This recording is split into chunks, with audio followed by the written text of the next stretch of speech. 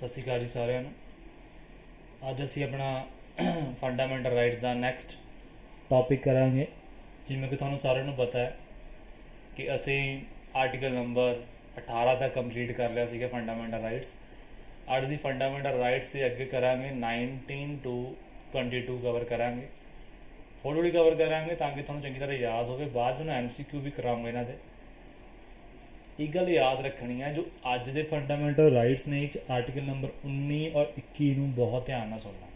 19 और 21 ਨੂੰ ਜਿਹੜੇ ਲੋਕਾਂ ਨੇ ਪੰਜਾਬ ਦੇ ਪੇਪਰ ਦੇਣੇ ਆ, ਉਹ ਜਿਹੜੇ ਬੱਚਿਆਂ ਨੇ ਦੇਣੇ ਉਹ ਬਾਕੀ ਦੇਣੇ ਪੇਪਰ, NDA ਵਗੈਰਾ ਕੋਈ ਨੇਵੀ ਵਗੈਰਾ ਕੋਈ ਆਰਮੀ ਪੇਪਰ ਦੇਣਾ, ਉਹਨਾਂ ਵਾਸਤੇ ਸਾਰੇ ਦੇ ਸਾਰੇ ਫੰਡਾਮੈਂਟਲ ਰਾਈਟਸ ਇੰਪੋਰਟੈਂਟ ਨੇ। ਠੀਕ ਹੈ, ਫੰਡਾਮੈਂਟਲ ਰਾਈਟ ਸਾਰੇ ਹੀ ਇੰਪੋਰਟੈਂਟ ਹੁੰਦੇ ਆ। जब मैं MCQ कराऊँगा ਤੁਹਾਨੂੰ ਪਤਾ ਲੱਗੂਗਾ ਵੀ ਕੁਐਸਚਨ ਕਿੱਦਾਂ ਦੇ, ਤੁਸੀਂ ਧਿਆਨ ਨਾਲ ਪੜ੍ਹਨਾ ਹੈ। ਠੀਕ ਹੈ, देखो आर्टिकल नंबर 19 ध्यान ਨਾਲ समझो। ਅੱਜ देखो जो आर्टिकल नंबर 19 है साडा, ਉਹ राइट टू फ्रीडम कि सानू फ्रीडम आ हर चीज़ करन दी। लेकिन ਤੁਹਾਨੂੰ पता है कि ਸਾਡੇ देश विच ਜਾਂ कोई भी देश ਦੇ ਵਿੱਚ फ्रीडम कभी ਐਬਸੋਲਿਊਟ नहीं होंदी हैगी। ਐਬਸੋਲਿਊਟ फ्रीडम मतलब की ਹੁੰਦਾ कि सानू पूरी आज़ादी थोड़ा है, आज़ादी पूरी मिलन लग गई फिर तो सर लिया, कोई किसी का भी कतल कर दूंगा, कोई किते जाए किसी को मारे आऊँगा, कोई कानून नहीं होऊगा, है ना। अगर साढ़े सिर के उपर डंडा है तो आप कुछ चीज़ों के रिस्ट्रिक्शनस रख सकते अपने आप में। मतलब फ्रीडम सानू इन्नी ज़्यादा नहीं हैगी कि असी किसी को भी कतल कर दिए, किसी को भी गाला कढ़ी जाके, है ना। सानू इन्नी फ्रीडम नहीं हैगी। उरे तो लोगों को लॉज बारे पता नहीं है, इन्ना अपने फंडामेंटल राइट्स नहीं पता, मौलिक अधिकार नहीं पता। इस करके ही कोई किसी को गाला कढ़िया ना, कोई कुछ कहना नहीं है, अगला भी गाला कढ़ दिंदा मूहरे ते, है ना। लेकिन लोगों को कानून का नहीं पता है। बाहर देश च उल्टा उत्थे जो माँ बाप दे अपने बच्चों ने थप्पड़ मार देंगे ना, उत्थे पुलिस जदे बुला लेंगे बच्चे, माँ बाप को पुलिस चक ले जाती है। सो उत्थे क्योंकि लोगों को पता अपने अधिकार। क्लीयर गल होगी। हुण आपां आंदे इस क्वेश्चन पर। देखो आर्टिकल नंबर 19 क्या कहता है, 6 लिबर्टी दिंदा किसी को भी है। आर्टिकल नंबर 19(1) ने बहुत सारी फ्रीडम दी हुई हैं, जिस ए हैगा right to freedom of speech and expression कि तुसी थानू बोलने की आज़ादी आ, तुसी जो बोलने की, तुसी किसी को भी अपना एक्सप्रैशन दिखा सकते हैं, भाषण दे सकते हैं, थानू आज़ादी है। ठीक है, ये रिस्ट्रिक्शन आप थले पढ़ांगे। बी राइट टू असैंबल, सानू असैंबल करन दे अधिकार आ। मतलब तुसी 20-25 जने अपनी असैंबली बना सकते पीसफुली, लेकिन विदाउट आर्म्स, मतलब हथियारों के बिना होनी चाहिए। ठीक है, clear. Number C right to form association unions and cooperate. जिमें यूनियन होंगे ना, यूनियंस जिमें ट्रक यूनियंस होंगी हैं, तो सानू राइट सानू साडे कॉन्स्टिट्यूशन साडे संविधान ने सानू राइट दिता है। Right to move freely throughout the country, असीं किते भी जा सकते हैं। तुसीं अपना भावें घूमण असम चल जाओ, भावें हरियाणा चल जाओ, भावें हिमाचल चल जाओ, थानू कोई नहीं रोकूंगा, थोड़ा राइट है।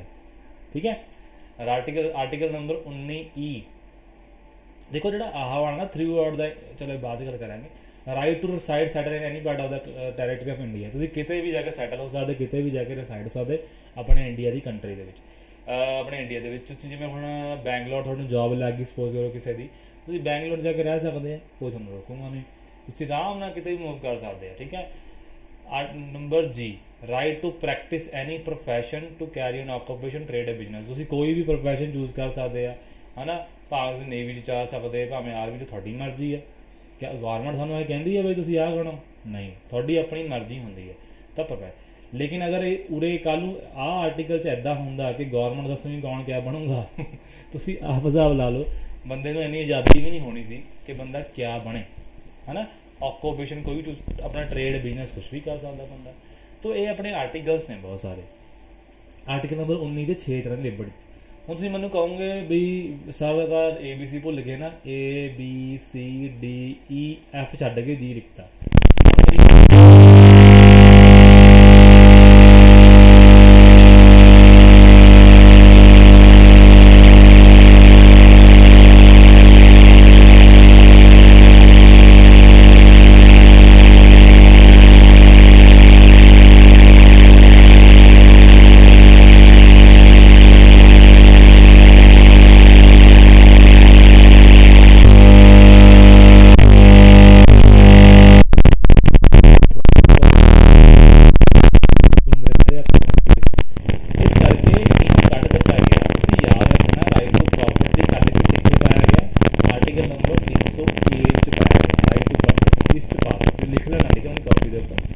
300A ਦੇ ਵਿੱਚ ਪਾ ਦਿੱਤਾ ਗਿਆ ਸੀ। ਇਹਨੂੰ ਲੀਗਲ ਰਾਈਟ ਬਣਾ ਦਿੱਤਾ ਗਿਆ। ਪਹਿਲਾ ਕਿਆ ਸੀਗਾ ਇਹ ਫੰਡਾਮੈਂਟਲ ਰਾਈਟ। ਫੰਡਾਮੈਂਟਲ ਰਾਈਟ ਦਾ ਕਿਤੇ ਵੀ ਜਾ ਸਕਦੇ तो याद रखना है तो एफ पूरे लिखना नहीं है जी क्लियर हो गया। किसी ने कोई डाउट हो उस तक ओके। ਹੁਣ ਦੇਖੋ ਇਹਨੂੰ ਯਾਦ ਕਿੱਦਾਂ ਕਰਨਾ ਮੈਂ ਇਹਨੂੰ ਇੱਦਾਂ ਯਾਦ ਰੱਖਦਾ ਤੁਹਾਨੂੰ ਮੈਂ ਟ੍ਰਿਕ ਦੱਸ ਦਿੰਦਾ। ਦੇਖੋ ਅਗਰ ਤੁਹਾਨੂੰ ਸਪੀਚ ਔਰ ਐਕਸਪ੍ਰੈਸ਼ਨ ਕਰਨ ਦੀ ਆਜ਼ਾਦੀ ਹੋਊਗੀ ਤਾਂ ਤੁਸੀਂ ਅਸੈਂਬਲ ਹੋ ਸਕਦੇ ਆ ਭਾਸ਼ਣ ਦੇਣ ਵਾਸਤੇ ਨਾ। ਅਗਰ ਤੁਸੀਂ ਅਸੈਂਬਲ ਹੋਣ ਲੱਗ ਗਏ ਤੁਸੀਂ ਜੋ ਇਕੱਠੇ ਹੋਣ ਲੱਗ ਗਏ ਲੋਕ ਤਾਂ ਹੌਲੀ ਹੌਲੀ ਐਸੋਸੀਏਸ਼ਨ ਬਣ ਜਾਣੀ ਹੈ।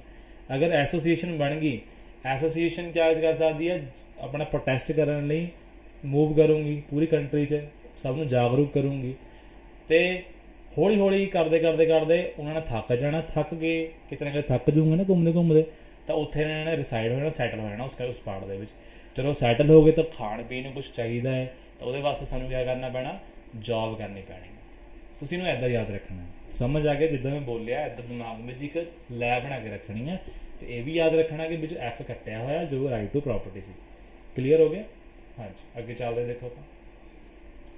ਲੇਕਿਨ ਇਸ ਵਿੱਚ ਰਿਸਟ੍ਰਿਕਸ਼ਨ ਹੋਊਗੀ ਨਾ। ਹੁਣ ਸਾਨੂੰ ਦੇਖੋ ਸਾਨੂੰ ਉੱਪਰ ਲਿਖਿਆ ਸੀ 9(1) 'ਚ ਲਿਖਿਆ ਸੀ right to freedom of expression. ਲੇਕਿਨ ਸਾਨੂੰ ਦੇਖੋ ਉਰੇ ਲਿਖਿਆ ਹੋਇਆ ਮੈਂ ਆ ਸਾਰਾ ਕੁਛ ਕਿ ਸਾਨੂੰ ਸਪੀਕ ਇਹ ਰਿਸਟ੍ਰਿਕਸ਼ਨਸ ਨੇ ਠੀਕ ਹੈ। ਰਿਸਟ੍ਰਿਕਸ਼ਨਸ ਕੀ ਨੇ ਦੇਖੋ ਸਾਨੂੰ ਸਪੀਚ ਕਰਨ ਦਾ ਅਧਿਕਾਰ ਤਾਂ ਹੈਗਾ ਸੀ ਲੇਕਿਨ ਅਸੀਂ ਆਪਣੇ ਇੰਡੀਆ ਦੀ ਸੋਵਰੈਨਿਟੀ ਔਰ ਇੰਟੀਗ੍ਰਿਟੀ ਬਾਰੇ ਥੋੜ੍ਹਾ ਗਲਤ ਬੋਲ ਸਕਦੇ। ਆਪਣੇ ਇੰਡੀਆ ਨੂੰ ਨਹੀਂ ਗਲਤ ਕਹਿ ਸਕਦੇ।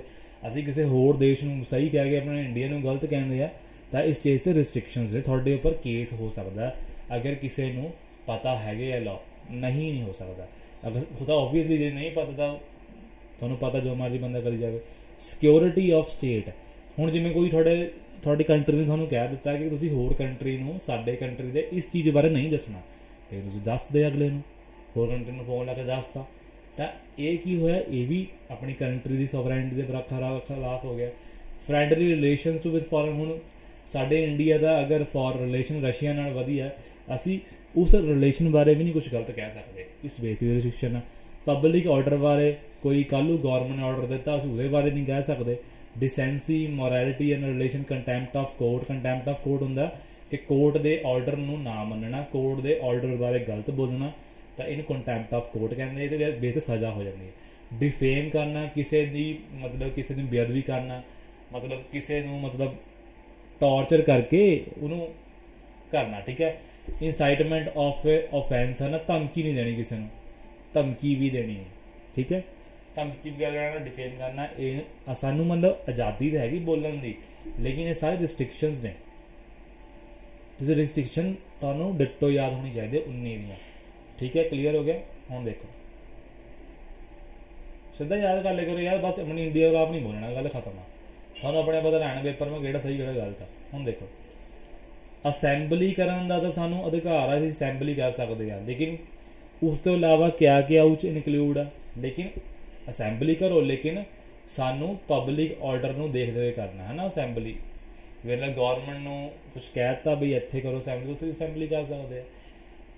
ਤਾਂ ਹੁਣ ਦੇਖੋ ਇੱਕ ਚੀਜ਼ ਹੋਰ ਦੇਖੋ right to freedom of speech expression ਜਿਹੜਾ ਹੋਰ ਚੀਜ਼ਾਂ ਵਿੱਚ ਇਨਕਲੂਡ ਆ ਕਿਆ right to telecast that is government has no monopoly in electronic media. ਜਿਵੇਂ ਆਜ ਤੱਕ ਹੋ ਗਿਆ ਜੀ ਨਿਊਜ਼ ਹੋ ਗਿਆ ਇਹ ਜਿਹੜੇ ਚੈਨਲਸ ਨੇ ਜੋ ਇਹ ਮੀਡੀਆ ਹੈ ਇਲੈਕਟ੍ਰੋਨਿਕ ਮੀਡੀਆ ਹੁੰਦੀ ਨਾ ਇਹਨਾਂ ਨੂੰ ਟੈਲੀਕਾਸਟ ਕੁਛ ਵੀ ਟੈਲੀਕਾਸਟ ਕਰਨ ਦਾ ਅਧਿਕਾਰ ਸਾਡਾ ਸੰਵਿਧਾਨ ਦਿੰਦਾ ਹੈ ਅਤੇ ਗੌਰਮੈਂਟ ਦੀ ਉਹ 'ਚ ਮੋਨੋਪਲੀ ਗੌਰਮੈਂਟ ਦਾ ਕੋਈ ਅਧਿਕਾਰ ਨਹੀਂ ਹੈਗਾ ਕਿ ਇਲੈਕਟ੍ਰੋਨਿਕ ਮੀਡੀਆ ਨੂੰ ਰੋਕ ਸਕੇ।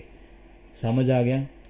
ਰਾਈਟ ਅਗੇਂਸਟ ਬੰਦ ਕਾਰਡ ਪੋਲੀਟੀਕਲ ਪਾਰਟੀ ਬਾਏ ਦਾ ਜਿਹੜਾ ਕੋਈ ਵੀ ਪੋਲੀਟੀਕਲ ਪਾਰਟੀ ਆ ਜਾਂ ਔਰਗਨਾਈਜੇਸ਼ਨ ਆ ਉਹ ਸਾਡੇ ਦੇਸ਼ ਨੂੰ ਬੰਦ ਕਰ ਸਕਦੀ ਠੀਕ ਹੈ ਬੰਦ ਕਰ ਸਕਦੀ ਹੈ। ਕਲੀਅਰ।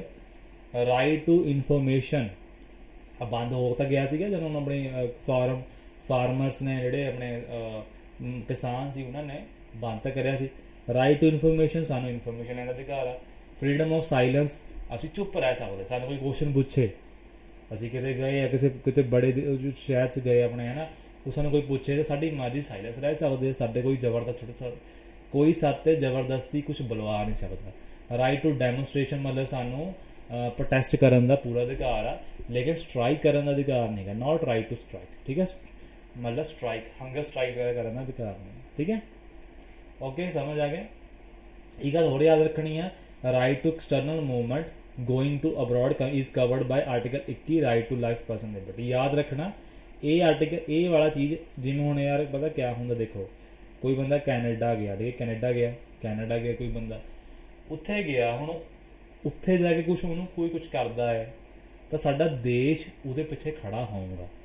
ਅਗਰ ਉੱਥੇ ਦੀ ਗੌਰਮੈਂਟ, ਬਾਹਰ ਦੀ ਗੌਰਮੈਂਟ, ਅਮਰੀਕਾ ਦੀ ਗੌਰਮੈਂਟ ਧੱਕਾ ਕਰਦੀ ਆ, ਜਿਵੇਂ ਤੁਹਾਨੂੰ ਪਤਾ ਹੋਣਾ ਕਿ ਜਦੋਂ ਵੀ ਸਾਊਦੀ ਅਰੇਬੀਆ ਇਹ ਜਿਹੇ ਦੇਸ਼ਾਂ ਦੇ ਵਿੱਚ ਸਾਡੇ ਇੰਡੀਆ ਦੇ ਲੋਕ ਜਾਂ ਪੰਜਾਬੀ ਫਸ ਜਾਂਦੇ ਆ, ਤਾਂ ਸਾਡੇ ਦੇਸ਼ ਦੇ ਜਿਹੜੇ ਐਕਸਟਰਨਲ ਮਿਨਿਸਟਰ ਹੁੰਦੇ, ਫੋਰਨ ਮਿਨਿਸਟਰ ਹੁੰਦੇ, ਜਿਵੇਂ ਪਿੱਛੇ ਸੁਸ਼ਮਾ ਸਵਰਾਜ ਜੀ ਸੀਗੇ ਜਿਹਦੀ ਡੈਥ ਹੋ ਗਈ ਸੀ, ਬਹੁਤ ਵਧੀਆ ਮਿਨਿਸਟਰ ਸੀ ਨਾ ਉਹ ਸਾਰੇ ਲੋਕਾਂ ਨੂੰ ਆਪਣੇ ਇੰਡੀਆ 'ਚ ਲੈ ਕੇ ਆਉਂਦੇ ਆ। ਤਾਂ ਇਹ ਆਰਟੀਕਲ ਉਹਨੂੰ ਅਧਿਕਾਰ ਦਿੰਦਾ, ਠੀਕ ਹੈ। ਅਗਰ ਇਹ ਕੱਲ੍ਹ ਨੂੰ ਕੱਟ ਦਿੱਤਾ ਗਿਆ ਨਾ ਉਹਦੇ, ਤਾਂ ਬਾਹਰਲੇ ਦੇਸ਼ਾਂ ਜਿਹੜੇ ਲੋਕਾਂ ਨੂੰ ਕੁਛ ਵੀ ਹੋਈ ਜਾਵੇ, ਸਾਡੇ ਦੇਸ਼ 'ਚ ਕੋਈ ਗਿਆ, ਉਹਨੂੰ ਕੁਛ ਉਹਦੇ ਪਿੱਛੇ ਇੰਡੀਆ ਨਹੀਂ ਖੜਾ ਹੋਊਗਾ, ਲੇਕਿਨ ਇਸ ਆਰਟੀਕਲ ਕਰਕੇ ਇੰਡੀਆ ਪਿੱਛੇ ਖੜਾ ਹੈ। ਸਮਝ ਆ ਗਏ? ਲੇਕਿਨ ਤੁਸੀਂ ਗੱਲ ਯਾਦ ਰੱਖਣੀ ਹੈ, ਇਹ ਆਰਟੀਕਲ ਨੰਬਰ 21 'ਚ ਕਵਰ ਹੁੰਦਾ ਹੈ। ਸਮਝ ਆ ਗਿਆ? ਆਰਟੀਕਲ 19 'ਚ ਨਹੀਂ ਕਵਰ ਹੁੰਦਾ। Okay, article 21 right to life. ਹੁਣ ਦੇਖੋ ਅਗਲਾ ਹੁਣ ਆਰਟੀਕਲ ਨੰਬਰ ਨੈਕਸਟ ਦੇਖੋ, ਆਰਟੀਕਲ ਨੰਬਰ 20। ਦੇਖੋ ਆਰਟੀਕਲ ਨੰਬਰ 20 ਨਾ ਕਿਆ ਹੈ ਕਿ ਤੁਹਾਨੂੰ ਅਗਰ ਕੱਲ੍ਹ ਨੂੰ ਪੁਲਿਸ ਜਿਹੜੀ ਆ ਤੁਹਾਨੂੰ ਅਰੈਸਟ ਕਰ ਲੈਂਦੀ ਹੈ, ਅਰੈਸਟ ਕਰਨ ਤੋਂ ਬਾਅਦ ਤੁਹਾਨੂੰ ਪਨਿਸ਼ਮੈਂਟ ਦੇਣੀ ਹੈ, ਤਾਂ ਉਸ ਬੇਸ 'ਤੇ ਹੈ ਆਰਟੀਕਲ 20। ਤੁਹਾਡੇ ਕੀ ਉਹ ਨੇ, ਨੋ ਐਕਸਪੈਕਟੋ ਫੈਕਟੋ ਲਾ। ਮਤਲਬ ਕੀ ਆ ਕਿ ਇੱਕ ਗੱਲ ਧਿਆਨ ਨਾਲ ਸੁਣੋ, ਦੇਖੋ ਫੋਰ ਐਗਜ਼ਾਮਪਲ, ਇਹਨੂੰ ਤੁਹਾਨੂੰ ਨਾ ਮੈਂ ਸਮਝਾਉਣਾ ਐਗਜ਼ਾਮਪਲ ਦੇ ਕੇ। ਦੇਖੋ ਮੰਨ ਲਓ ਕਿ 1 ਜਨਵਰੀ ਹੋਈ ਹੈ, ਕੋਈ ਵੀ ਸਾਲ ਲਾ ਲਓ, ਹੈ ਨਾ। ਇਸ ਦਿਨ ਨਾ ਮੈਂ ਜਾਂ ਕਿਸੇ ਬੰਦੇ ਮੋਨੇ ਬੰਦੇ ਨੇ ਹੈਲਮਟ ਨਹੀਂ ਪਾਇਆ ਸੀ। ਕਿਆ ਨਹੀਂ ਪਾਇਆ ਸੀ? ਹੈਲਮਟ ਨਹੀਂ ਪਾਇਆ ਸੀ, ਹੈਲਮਟ ਨਹੀਂ ਪਾਇਆ। ਹੁਣ ਚੱਕ ਕੇ ਨਾ ਪੁਲਿਸ ਵਾਲਿਆਂ ਨੇ ਉਹਨੂੰ ਪਾਤਾ 5000 ਦਾ ਜੁਰਮਾਨਾ, ਮੰਨ ਲਓ, ਹੈ ਨਾ, ਕਿਉਂਕਿ ਉਸ ਸਮੇਂ 5000 ਰੁਪਏ ਜੁਰਮਾਨਾ ਕਾਨੂੰਨ 'ਚ ਲਿਖਿਆ ਹੋਇਆ ਸੀਗਾ। ਲੇਕਿਨ ਹੋਇਆ ਕੀ ਕਿ 2 ਜਨਵਰੀ ਨੂੰ ਗੌਰਮੈਂਟ ਨੇ ਰੂਲ ਪਾਸ ਕਰਤਾ ਕਿ ਹੁਣ ਜੇ ਕੋਈ ਹੈਲਮਟ ਨਹੀਂ ਪਾਊਂਗਾ ਉਹਨੂੰ ਦੇਣਾ ਪੈਣਾ ਹੈ 10,000 ਰੁਪਏ। ਹੁਣ ਤੁਸੀਂ ਚਲਾਨ ਭਰਿਆ 7 ਤੇ, ਤੁਹਾਨੂੰ ਪਤਾ ਹਫ਼ਤੇ ਬਾਅਦ ਚਲਾਨ ਭਰਦਾ ਹੈ, 7 ਤਰੀਕ ਨੂੰ ਚਲਾਨ ਭਰਿਆ, ਹੈ ਨਾ। ਹੁਣ ਗੌਰਮੈਂਟ ਇਹ ਨਹੀਂ ਕਰ ਸਕਦੀ ਜਾਂ ਪੁਲਿਸ ਇਹ ਕਰ ਸਕਦੀ ਕਿ ਤੁਹਾਡੇ 10,000 ਚਲਾਨ ਲੈ ਲੂੰਗੀ, ਨਹੀਂ, ਉਹ ਤੁਹਾਡੇ 5 ਹੀ ਲਾਉਂਗੀ, ਕਿਉਂਕਿ ਜਿਸ ਸਮੇਂ ਤੁਹਾਡਾ ਚਲਾਨ ਹੋਇਆ ਉਸ ਸਮੇਂ ਉਹ ਲਾਅ ਹੈ ਹੀ ਨਹੀਂ ਸੀਗਾ। ਗੱਲ ਸਮਝ ਆ ਗਈ? ਐਦਾਂ ਤਾਂ ਨੋ ਐਕਸਪੋਸਟ ਫੈਕਟੋ ਲਾਅ ਦਾ ਮਤਲਬ ਇਹ ਹੈ ਕਿ ਜਿਸ ਸਮੇਂ ਤੁਸੀਂ, ਹੁਣ ਮੰਨ ਲਓ, ਚਲੋ ਇੱਕ ਹੋਰ ਐਗਜ਼ਾਮਪਲ ਹੁੰਦਾ, ਕਿਸੇ ਨੇ ਕਿਸੇ ਦਾ ਕਤਲ ਕਰਤਾ, ਲੇਕਿਨ ਉਸ ਜਿਸ ਦਿਨ ਉਹਨੇ ਕਤਲ ਕੀਤਾ ਬੰਦੇ ਦਾ, ਜਿਵੇਂ 1 ਜਨਵਰੀ ਨੂੰ ਲਾਓ, ਅਸੀਂ ਇੱਕ ਮਿੰਟ ਮੈਨੂੰ ਰੇਜ਼ ਕਰਦਾ, ਤੁਹਾਨੂੰ ਚੰਗੀ ਤਰ੍ਹਾਂ ਸਮਝ ਆਊਗਾ। ਦੇਖੋ ਕਿਸੇ ਨੇ ਨਾ ਕਿਸੇ ਦਾ ਕਤਲ ਕਰਤਾ, ਦੇਖੋ ਕਤਲ ਕਰਤਾ 1 ਜਨਵਰੀ ਨੂੰ, ਉਸ ਦਿਨ ਨਾ ਕੋਈ ਲਾਅ ਨਹੀਂ ਸੀਗਾ ਕਿ ਫਾਂਸੀ ਹੋਊਗੀ ਬੰਦੇ ਨੂੰ ਜਾਂ ਜੇਲ੍ਹ ਹੋਊਗੀ, ਠੀਕ ਹੈ। ਉਸ ਦਿਨ ਬਸ ਇੰਨਾ ਲਾਅ ਸੀਗਾ ਕਿ ਬੰਦੇ 1000 ਦੇ ਕੇ ਛੁੱਟ ਸਕਦਾ, ਠੀਕ ਹੈ, 1000 ਦੇ ਛੁੱਟ ਸਕਦਾ। ਹੁਣ 2 ਜਨਵਰੀ ਨੂੰ ਗੌਰਮੈਂਟ ਨੇ ਪਾਸ ਕਰਤਾ ਲਾਅ ਕਿ ਨਹੀਂ ਹੁਣ ਫਾਂਸੀ ਹੋਊਗੀ, ਤਾਂ ਬੰਦੇ ਨੂੰ ਫਾਂਸੀ ਨਹੀਂ ਹੋ ਸਕਦੀ, ਬੰਦੇ ਨੂੰ 1000 ਰੁਪਏ ਹੀ ਬੰਦਾ ਦਊਗਾ। ਗੱਲ ਕਲੀਅਰ ਹੋ ਗਈ? ਤਾਂ ਨੋ ਐਕਸਪੋਸਟ ਫੈਕਟੋ ਲਾਅ ਮਤਲਬ ਜੋ ਪਿੱਛੇ ਲਾਅ ਸੀ ਉਹ ਨਹੀਂ। ਹੁਣ ਪੜ੍ਹੋ, ਠੀਕ ਹੈ, ਆਗੇ ਸਮਝ। ਹੁਣ ਦੇਖੋ ਕਹਿੰਦੇ 1 can be punished only for violation of law in force. ਜਦੋਂ ਫੋਰਸ ਵਿੱਚ ਹੋਊਗਾ ਉਦੋਂ ਹੀ ਤੁਸੀਂ ਪਨਿਸ਼ ਕਰ ਸਕਦੇ ਆ। No subject to penalty greater than the prescribed by the law in force at time of commission. ਜੇ ਮਤਲਬ ਉਸ ਤੋਂ ਜ਼ਿਆਦਾ ਪਲੈਂਟੀ ਨਹੀਂ ਲਾ ਸਕਦਾ ਬੰਦੇ ਕੋਲ। ਜਿਵੇਂ ਮੈਂ ਕਹਿੰਦਾ 5000 ਚਲਾਨ ਦਾ ਸੀਗਾ, ਲੇਕਿਨ ਬਾਅਦ 10,000 ਕਰ ਦਿੱਤਾ ਗਿਆ, ਤਾਂ ਬੰਦਾ 5000 ਹੀ ਭਰੂੰਗਾ, ਭਾਵੇਂ ਲਾਅ ਇੱਧਰ ਦੇ ਉੱਧਰ ਹੋ ਜਾਵੇ।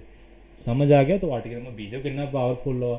ਅਗਰ ਕੋਈ ਤੁਹਾਡੇ ਨਾਲ ਪੁਲਿਸ ਇੱਦਾਂ ਕਰਦੀ ਤਾਂ ਕੋਈ ਵੀ ਕੁਛ ਕਰਦਾ, ਤੁਸੀਂ ਸੁਪਰੀਮ ਕੋਰਟ ਡਾਇਰੈਕਟ ਪਹੁੰਚ ਸਕਦੇ ਆ। ਗੱਲ ਖਤਮ। ਸਮਝ ਆਈ ਗੱਲ? ਲੇਕਿਨ ਉਹਦੇ ਇੱਕ ਲਿਮਿਟੇਸ਼ਨ ਆ, ਲਿਮਿਟੇਸ਼ਨ ਯਾਦ ਰੱਖਣਾ। ਉਹੀ ਨਾ ਸੁਪਰੀਮ ਕੋਰਟ ਪਹੁੰਚੀ ਜਾਏ, ਲਿਮਿਟੇਸ਼ਨ ਯਾਦ ਰੱਖੋ ਕਿ ਇਹ ਵਾਲਾ ਸਿਰਫ ਕਿੱਥੇ ਲੱਗਦਾ, ਸਿਰਫ ਫਿਰ ਕ੍ਰਿਮੀਨਲ ਲਾਜ਼ ਪਰ ਲੱਗਦਾ। ਇਹ ਤੁਸੀਂ ਯਾਦ ਰੱਖਣਾ, ਸਿਵਲ ਲਾਜ਼ ਪਰ ਨਹੀਂ ਹੈਗਾ। ਟੈਕਸ ਲਾਜ਼ ਤੁਸੀਂ ਕੱਲ੍ਹ ਨੂੰ ਮੈਂ ਟੈਕਸ ਨਹੀਂ ਭਰਿਆ, ਕੱਲ੍ਹ ਨੂੰ ਇੱਦਾਂ ਨਹੀਂ ਕਰਨਾ, ਲੇਕਿਨ ਕ੍ਰਿਮੀਨਲ ਲਾਅ 'ਚ ਪੋਸੀਬਲ ਆਉਣ ਲਈ, ਠੀਕ ਹੈ। ਕਤਲ ਕੁਤਲ ਕਰਤਾ ਇਸ ਤਰ੍ਹਾਂ, ਠੀਕ ਹੈ, ਆ ਗਿਆ ਸਮਝ। ਸਿਵਲ ਲਾਜ਼ ਪਰ ਨਹੀਂ ਹੈਗਾ। ਤਾਂ ਜਿਹੜਾ ਮੈਂ ਹੈਲਮਟ ਦੀ ਐਗਜ਼ਾਮਪਲ ਦਿੱਤੀ ਉਹ ਸਿਵਲ ਲਾਅ ਆ ਗਿਆ, ਕ੍ਰਿਮੀਨਲ ਲਾਅ ਨਹੀਂ ਨਾ ਹੈਗਾ। ਤਾਂ ਉੱਥੇ ਅਪਲਾਈ ਨਹੀਂ ਹੋਣਾ ਕਿਤੇ ਤੁਹਾਡਾ ਇਹਨੂੰ ਚਲਾਨ ਕਰ ਤੁਸੀਂ ਚੱਕ ਕੇ ਉੱਥੇ ਪਹੁੰਚ ਜਾਓ, ਠੀਕ ਹੈ। ਜਿਹੜਾ ਮੈਂ ਕਤਲ ਵਾਲੀ ਐਗਜ਼ਾਮਪਲ ਦਿੱਤੀ ਸੀ ਬਾਅਦ 'ਚ, ਉਹ ਪੂਰੇ ਸਹੀ ਬੈਠਦੀ ਹੈ। ਗੱਲ ਸਮਝ ਆ ਗਿਆ? लेकिन ਤੁਹਾਨੂੰ ਸਮਝਾਉਣ ਦਾ ਤਰੀਕਾ ਸੀਗਾ ਉਹਨੇ, ਇਸ ਲਈ ਤੁਹਾਨੂੰ ਦੱਸ ਸਮਝਾਇਆ ਮੈਂ। ਆ ਗਿਆ ਸਮਝ? ਹਮੇਸ਼ਾ ਲਿਮਿਟੇਸ਼ਨਸ ਯਾਦ ਰੱਖਣੀ ਨੇ। ਸੁਪਰੀਮ ਕੋਰਟ ਥੋੜਾ ਥੱਪੜ ਮਾਰਨੇ ਸੀ ਉੱਥੇ, ਠੀਕ ਹੈ, ਤੁਸੀਂ ਉੱਥੇ ਪਹੁੰਚ ਗਏ ਦੀ। ਓਕੇ, ਨੋ ਡਬਲ ਜਿਓਪਾਰਡੀ ਮਤਲਬ ਇੱਕ ਜ਼ੁਲਮ ਦੀ ਸਜ਼ਾ ਤੁਹਾਨੂੰ ਦੂਜੀ ਵਾਰ ਨਹੀਂ ਦਿੱਤੀ ਜਾ ਸਕਦੀ। ਮਤਲਬ ਅੱਜ ਤੁਹਾਨੂੰ ਤੁਸੀਂ ਕਿਸੇ ਦਾ ਕਤਲ ਕਰ ਦਿੱਤਾ, ਹੁਣ ਉਹ ਕਤਲ ਦੀ ਸਜ਼ਾ ਤੁਹਾਨੂੰ ਇੱਦਾਂ ਦੇ ਦਿੱਤੀ ਕਿ ਤੁਸੀਂ ਮਤਲਬ ਤੁਸੀਂ ਬੇਗੁਨਾਹ ਹਲਕੇ ਸਾਬਤ ਹੋ ਗਏ, ਤੁਹਾਨੂੰ ਮਿਲ ਗਈ 10 ਸਾਲ ਦੀ ਸਜ਼ਾ। ਚਲੋ ਐ ਮੰਨ ਲਓ ਕਿਸੇ ਨੇ ਕਿਸੇ ਦਾ ਰੇਪ ਕਰਤਾ, ਉਹਨੂੰ ਹੋ ਗਈ 10 ਸਾਲ ਦੀ ਸਜ਼ਾ। ਹੁਣ ਕੱਲ੍ਹ ਨੂੰ ਗੌਰਮੈਂਟ ਕੋਰਟ ਦੁਬਾਰਾ ਨਹੀਂ ਕਹਿ ਕਰ ਸਕਦਾ ਕਿ ਇਹਨੂੰ ਹੁਣ 20 ਸਾਲ ਦੀ ਸਜ਼ਾ ਦੇਣੀ ਹੈ। ਮੈਂ ਜਿੰਨੀ ਉਹਨੂੰ ਸਜ਼ਾ ਦੇ ਦਿੱਤੀ ਬਸ ਦੇ ਦਿੱਤੀ, ਇੱਕ ਵਾਰ ਦੇਣੀ ਹੈ। ਇੱਕ ਜ਼ੁਲਮ ਦੀ ਸਜ਼ਾ 2 ਵਾਰ ਨਹੀਂ ਦੇ ਸਕਦੇ। ਸਮਝ ਆ ਗਈ ਗੱਲ? ਇਹ ਤੁਸੀਂ ਯਾਦ ਰੱਖਣਾ। ਓਕੇ, ਇੱਕ ਜ਼ੁਲਮ ਦੀ ਸਜ਼ਾ ਸਿਰਫ ਇੱਕ ਵਾਰ ਦੇ, ਕੋਈ 2 ਵਾਰ ਦਿੰਦਾ ਠੀਕ ਹੈ, ਲੇਕਿਨ ਇਹ ਗੱਲ ਤੁਸੀਂ ਯਾਦ ਰੱਖੋ, ਉਹਦੇ ਵੀ ਇੱਕ ਲਿਮਿਟੇਸ਼ਨ ਆ ਕਿ ਸਿਰਫ ਕੋਰਟ ਮੂਹਰੇ ਹੀ ਚੱਲੂਗਾ, ਜੁਡੀਸ਼ੀਅਲ ਟ੍ਰਿਬਿਊਨਲ ਮੂਹਰੇ ਹੀ ਹੋ ਸਕਦਾ। ਕੱਲ੍ਹ ਨੂੰ ਤੁਸੀਂ ਜਿਵੇਂ ਹੁਣ ਕਿ ਸਪੋਜ਼ ਕਰੋ ਯਾਰ ਕੋਈ ਪਬਲਿਕ ਆਫਿਸ 'ਚ ਤੁਸੀਂ ਗਏ ਆ ਨਾ, ਤੁਸੀਂ ਕਿਤੇ ਗੌਰਮੈਂਟ ਜੋਬ ਕਰਦੇ ਆ, ਹੁਣ ਅਗਰ ਉੱਥੇ ਦਾ ਕੋਈ ਅਫਸਰ ਤੁਹਾਨੂੰ 2 ਵਾਰ ਕੱਢਦਾ ਹੈ, ਇੱਕ ਹੀ ਥੋੜੀ ਖੁੰਦਰ ਕੱਢ ਰਿਹਾ ਤੁਹਾਡੇ ਨਾਲ, ਤਾਂ ਉੱਥੇ ਅਪਲਾਈ ਥੋੜ੍ਹਾ ਹੋਊਗਾ ਹੈ। ਸਿਰਫ ਕੋਰਟ ਦੇ ਮੂਹਰੇ ਕੋਈ ਅਗਰ ਕੁਛ ਵੀ ਹੁੰਦਾ ਕ੍ਰਿਮੀਨਲ ਪ੍ਰੋਸੀਡਿੰਗ ਦੇ ਵਿੱਚ, only proceeding before the court, ਸਿਰਫ ਕੋਰਟ ਜਾਂ ਟ੍ਰਿਬਿਊਨਲ ਦੇ ਸਾਹਮਣੇ ਹੀ ਇਹ ਹੋ ਸਕਦਾ। ਟ੍ਰਿਬਿਊਨਲ ਕਿਆ ਹੁੰਦਾ? ਟ੍ਰਿਬਿਊਨਲ ਉਹ ਚੀਜ਼ ਹੁੰਦੀ ਜਦੋਂ ਕੋਰਟ ਦਾ ਕੰਮ ਬਹੁਤ ਜ਼ਿਆਦਾ ਵੱਧ ਜਾਂਦਾ ਹੈ, ਬਹੁਤ ਸਾਰੇ ਕੇਸਿਸ ਆ ਜਾਂਦੇ ਨੇ, ਤੇ ਕੋਰਟ ਨੂੰ ਅਧਿਕਾਰ ਹੁੰਦਾ ਕਿ ਉਹ ਆਪਣੇ ਛੋਟੇ ਛੋਟੇ ਕੋਰਟਸ ਬਣਾ ਦਿੰਦਾ ਜਿੱਥੇ ਸਾਰੇ ਪਾਸ ਕਰੇ ਜਾਂਦਾ। ਠੀਕ ਹੈ ਜੀ। ਮੇਰਾ ਐਨਵਾਇਰਨਮੈਂਟ ਹੈ, ਐਨਵਾਇਰਨਮੈਂਟ ਵਾਸਤੇ ਨਾ ਇੱਕ NGT ਹੁੰਦਾ, ਨੈਸ਼ਨਲ ਗ੍ਰੀਨ ਟ੍ਰਿਬਿਊਨਲ। ਹੋਇਆ ਕਿਆ ਸੀਗਾ ਕਿ ਜਿਹੜਾ ਕੋਰਟ ਸੀ ਨਾ, ਉਹਦੇ ਕੋਲ ਐਨਵਾਇਰਨਮੈਂਟ ਦੇ ਕੇਸ ਬਹੁਤ ਆਉਣ ਲੱਗ ਗਏ ਸੀਗੇ, ਇਸ ਕਰਕੇ ਕੋਰਟ ਨੇ ਟ੍ਰਿਬਿਊਨਲ ਬਣਾ ਦਿੱਤਾ ਲੱਗ ਕਿ ਤੁਸੀਂ ਭਾਈ ਹੁਣ ਅੱਜ ਤੋਂ ਬਾਅਦ ਤੁਸੀਂ ਸੋਲਵ ਕਰੋਗੇ, ਸਮਝ ਗਏ? ਓਕੇ, ਨੋ ਸੈਲਫ ਅਗਲਾ ਵਰਡ ਨੋ ਸੈਲਫ ਇਨਕ੍ਰਿਮੀਨੇਸ਼ਨ ਮਤਲਬ ਬੰਦਾ ਖੁਦ ਆਪਣੇ ਆਪ ਦਾ ਵਿਟਨੈਸ ਨਹੀਂ ਬਣ ਸਕਦਾ।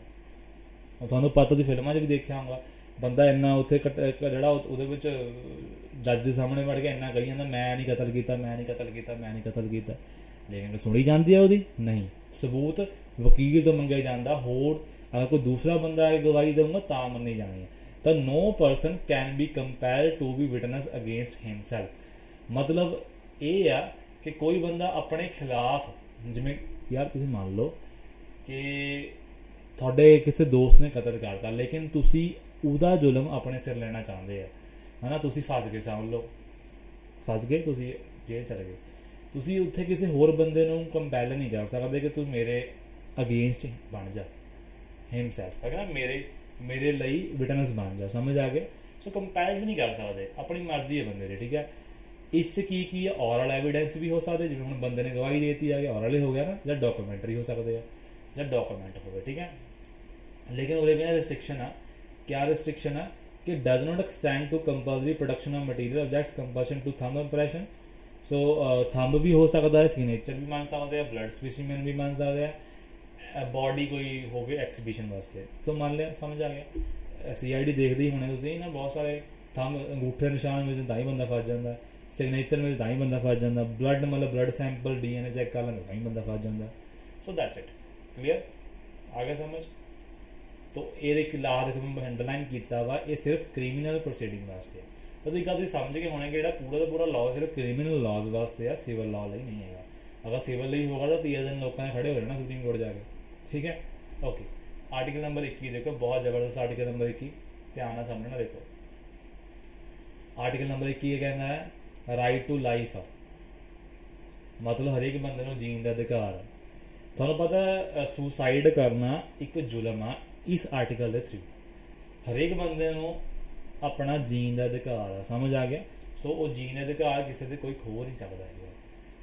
इस 21 के अंदर ना देखो एक ना कहने होंगे बई बैग फंडामेंटल राइट का बैग किनू कहा जाता है, द बैग आर्टिकल नंबर 21 कहा जाता, क्योंकि अज तक इन्ने लॉ बाड़े गए हुए हैं, इन्ने लॉ। थोनों पता अगर एक चीज़ दसदा मैं थोनों, तुसीं कदे अप्लाई ना करो, गवांढियों पर अप्लाई करी जाओ कि अगर कोई अग लगाता है इधर थोड़े जिवें बैठे है इतने, कोई अग लगा रहा है तो तुहानूं साह लेने च प्रॉब्लम आ रही है उसकी अग करके, तो क्या हो थोड़ा मतलब थोड़ी लाइफ ना खिलवाड़ हो रहा ना, तुसीं सुप्रीम कोर्ट जाके केस ठोक सकते हो, अगले नूं जेल हो सकती है। देख लो इन्ने पावरफुल आर्टिकल नंबर 21।